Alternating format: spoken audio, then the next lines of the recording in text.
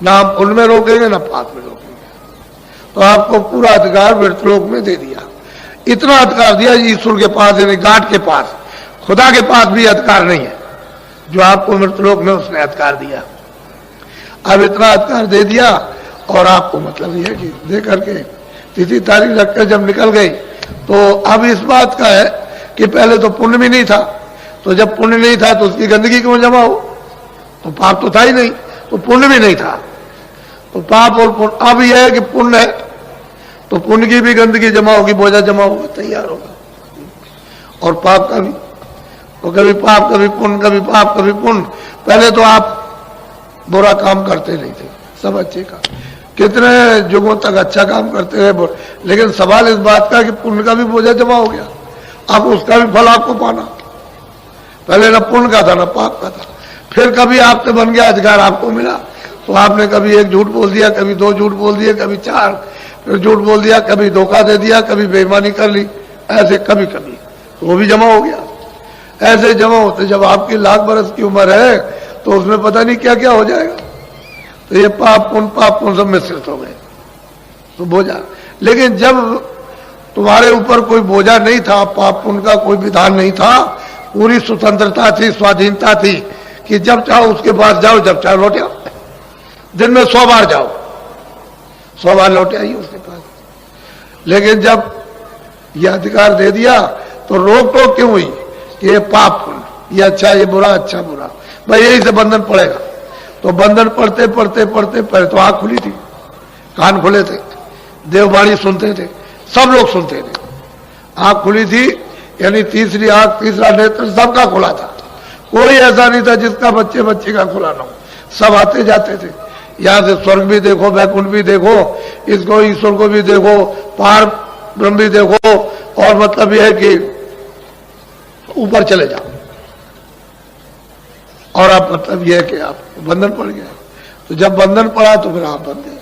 अब यह है कि उसने ये कहा कि देखो भाई, अच्छा बुरा जो भी करोगे, हमने उसके लिए योनि बनाई, 4 खाने सेंट्रल जेल खाने बना दिए, 4 खानों के, अंडज पिंडज उकमज अस्तावर, ये 4 बड़े जेल खाने, और छोटे छोटे जेल खाने 84 लक्ष, ये मैंने जेल खाने बनाए। तो मैं इसमें से इसमें बंद करूंगा। अगर तुम ये काम खराब करोगे, ये तो हम बंद करेंगे इसको। इसलिए महात्मा घूमते रहेंगे, बताएंगे सब जगह कि देखो ये अच्छा है, ये बुरा है, इस बुरे काम को मत करना, अच्छे काम को करना, ये अच्छा बुरा। तो आप लोग सचेत और होशियार रहते थे कि मैं बुरा काम नहीं करना, सब अच्छा करना। फिर उस अच्छे करने से मन बुद्धि और चित्त जब पवित्र निर्मल रहता था, तब ये कहा था कि भाई महात्माओं के पास चले जाना, वहां से तुमको रास्ता मिल जाएगा। तो आप उनके पास जाते थे, रास्ता लिया और चल दिया। लेकिन अब तो रास्ता बंद हो गया, क्योंकि उनके पास जाओगे नहीं। फिर आप मन बुद्धि चित्त को इसको पवित्र न करके गंदगी लाद लोगे। तो जब गंदगी आपने लादी अपने ऊपर में, तो मेरी तरफ ये देखो, ये जीवात्मा बैठी हुई है, तो इसका हृदय इधर तो है नहीं कि भाई इतना सा हृदय हो।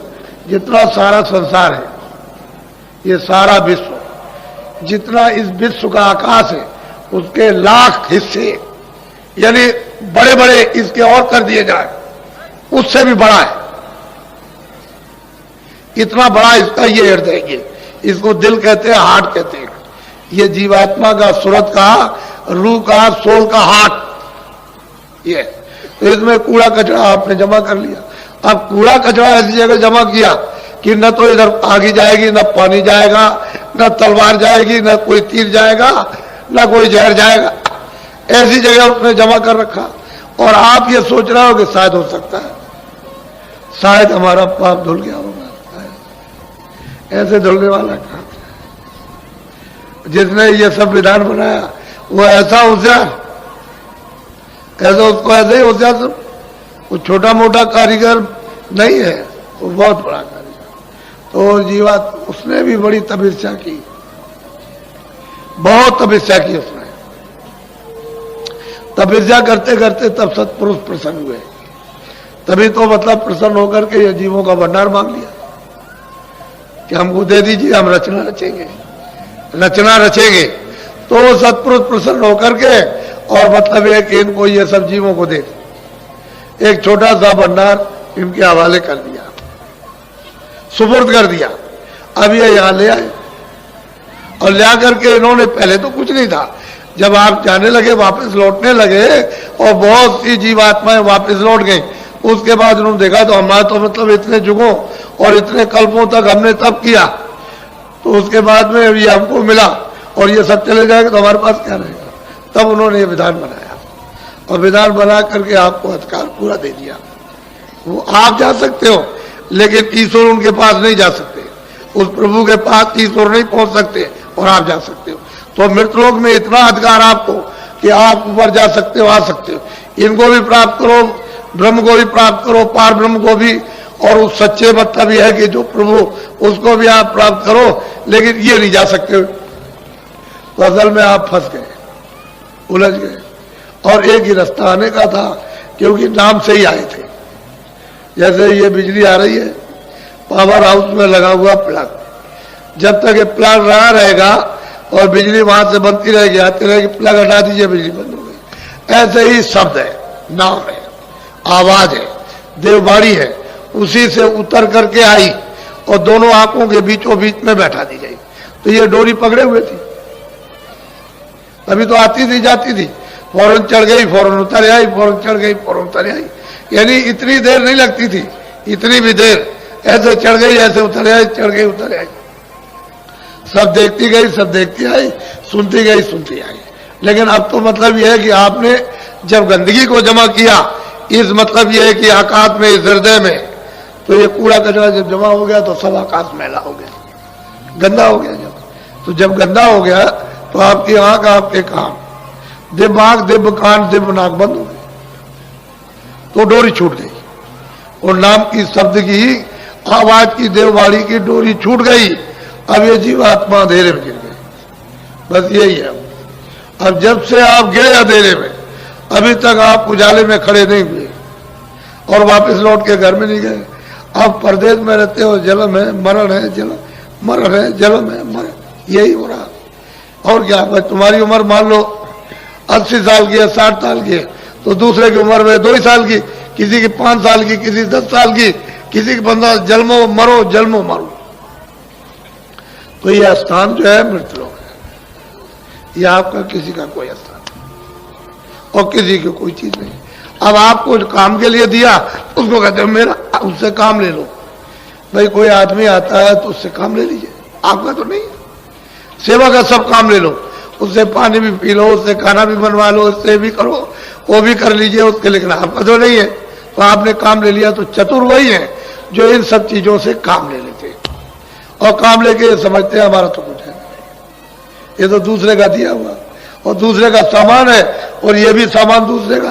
तो आप जब महात्माओं के पास पहुंचोगे तब तो ये युक्ति आपको काम लेने की आएगी, और जब तक महात्माओं के पास नहीं पहुंचोगे समझो कैसे, तब तक आप समझोगे अज्ञान में कि सब मेरा है, इसी में रोगे, चिल्लाओगे।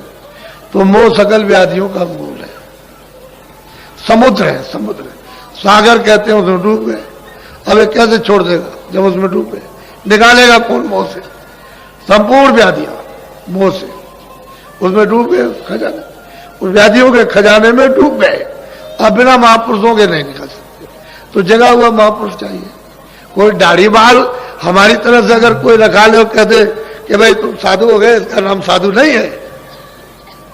साधु नाम तो उसका है जिसकी जीवात्मा जाग जाए और उस प्रभु का साक्षात करे, उसको साधु कहते हैं, महापुरुष कहते हैं। वैसे साधना के लिए कोई वेश बनाओ, सफेद कपड़े पहनो, गेरू कपड़े पहनो, लाल पहनो, तुम काले पहन लो, तुम और कुछ पहन लो, तो इससे कुछ मतलब नहीं। वो बगैर दाढ़ी वाला भी प्राप्त करेगा, दाढ़ी वाला भी प्राप्त करेगा, कपड़े वाला भी, रंगा भी प्राप्त करेगा। लेकिन यह है कि वो इन सब चीजों में पता नहीं, और तुम बन जाते हो कि हमारे गेरू कपड़े, हमारे सफेद कपड़े, हमारे काले कपड़े, हमारा ये, हमारा वो, तो इसमें समझते हो कि हम साधु हो गए। ये साधु नहीं, जिसकी जीवात्मा जाग जाए उसको कहते हैं साधु। इसको असल में चीज ये है कि आए थे अपने घर से और घर का रास्ता छूट गया, हम नहीं ले। अब चारों तरफ भटकते हो कि भाई तू बता दे, तू दे दे रास्ता, तू दे दे, इधर जा रहे चले जा रहे हो, तब तक तुम्हारा समय पूरा हो गया। क्यों? कि मनुष्य जीवन का कर्म जो पुण्य होता है मनुष्य शरीर पाने के लिए, वो तो एक एक कण इकट्ठा होता है। वो उसमें से क्या तुम करते हो, उसमें से एक इकट्ठा हो गया। बाकी 4 खानों के अलग अलग यानी कर्म पुण्य, पशु का, पंछी का, कीड़ों का, यानी इनका अलग अलग जो कर्म है और उसका जो अलग अलग पाप पुण्य वो अलग अलग जमा होता है। उसको उसी उन्हीं में मिलेगा, आपका होगा आपको इस उन्हीं में मिलेगा। तो मनुष्य शरीर के कर्म अलग है प्राप्त करने के, और पशु इत्यादि पंछी उनके अलग कर्म है, तो उसका भोग अलग है, इसका भोग अलग है। तो आप मनुष्य शरीर का तो कोई काम करते नहीं कि आपको फिर मिल जाएगा।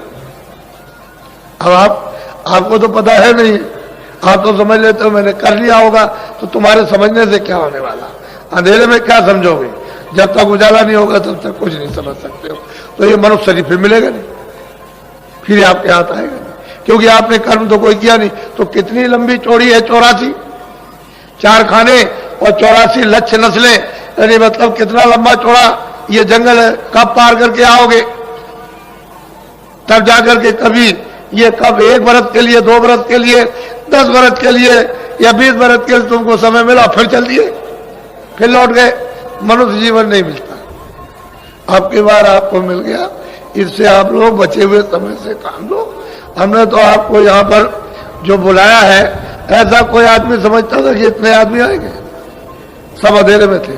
अभी क्या, अभी तो आप देखिएगा कल, अभी आपने देखा ही क्या, कुछ नहीं देखा। तो उससे लाभ उठाना चाहिए सबको अवसर मिलता। कोई ये नहीं कह सकता भाई हमको मौका नहीं मिला। सबको, छोटे बड़े, पढ़े लिखे अनपढ़, किसी भी मतलब मनुष्य हो, इंसान हो, सबको ये मौका, सबको अवसर दिया जाता है कि सबको लाभ। लोग ये कहते हैं कि नहीं हमको नहीं मौका मिला, हमको अवसर नहीं मिला और हमको मतलब ऐसा नहीं, सबको। कोई ये नहीं कह सकता। अब उसका लाभ जमा कर रख सकते हो, नहीं रख सकते हो। चीज दी हुई तुम्हारे पास, ये झोली है कि नहीं जिसमें तुम रखो, लेना आता नहीं है, दे दिया जाए तो फेंक देते हो ऐसे करके, तो फिर कोई क्या करेगा। वो तो सबको मौका देता, यह अवसर सबको मिलता है। तो असल में मनुष्य अनमोल शरीर प्राप्त किया और दरवाजे पे बैठे हुए,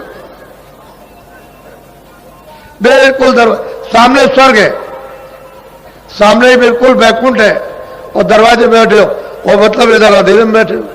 तो तुम कम से कम इतना तो करो कि अपनी जीवात्मा के ऊपर में मैल है, जो गंदगी जमा है, जिससे कि वो बंद हो गई, तो उसको तो साफ करा लो थोड़ी सी।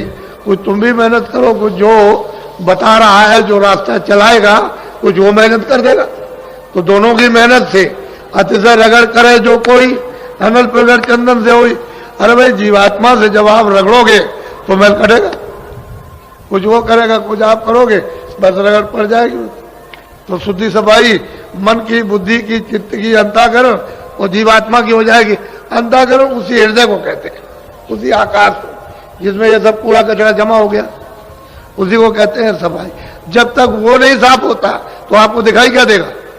आप तो दरवाजे में बैठे हो और शरीर के बाहर बैठे हो, कोई शरीर के अंदर नहीं हो, लेकिन कूड़े कचरे की वजह से, यानी मतलब यह है कि दब गए, अब नहीं छोड़ सकते उस पर्दे को, कि उसने और आप दोनों का पर्दा एक मिल गया, जमा हो गया।